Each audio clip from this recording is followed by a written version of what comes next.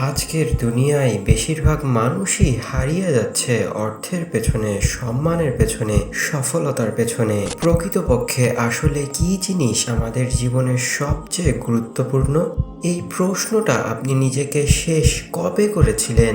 বহু মানুষ আছে যাদের ব্যাংকে চাহিদার বেশি, পূর্ণ টাকায় সমৃদ্ধ, বড় গাড়ি আছে, ফ্ল্যাট আছে, অথচ বুকের ভেতরে শূন্যতা, অস্থিরতা, শান্তিহীন এক জীবন। কারণ তারা সব কিছু পেয়েছে, তাদের জীবনটা দুনিয়ামুখী হয়ে গিয়েছে, কিন্তু আল্লাহকে হারিয়েছে। আল্লাহ ঠিকই তাদেরকে দেখছেন। قل إن صلاتي ونسكي ومحياي ومماتي لله رب العالمين। বলুন, আমার সালাত, আমার কোরবানি, আমার জীবন ও আমার মৃত্যু সবই আল্লাহর জন্য, যিনি বিশ্বজগতের প্রতিপালক। আমরা যেভাবে দুনিয়ায় বিচরণ করছি, যেভাবে ঘুরছি শুধু দুনিয়ার পেছনে, এটা আমাদের কোথায় নিয়ে যাচ্ছে?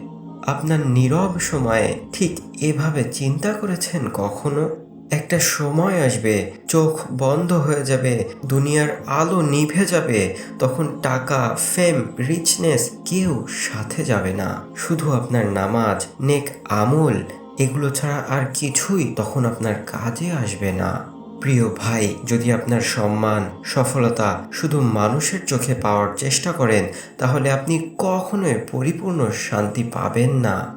আলা বিযিকরিল্লাহি তাতমাইন্নুল কুলুব।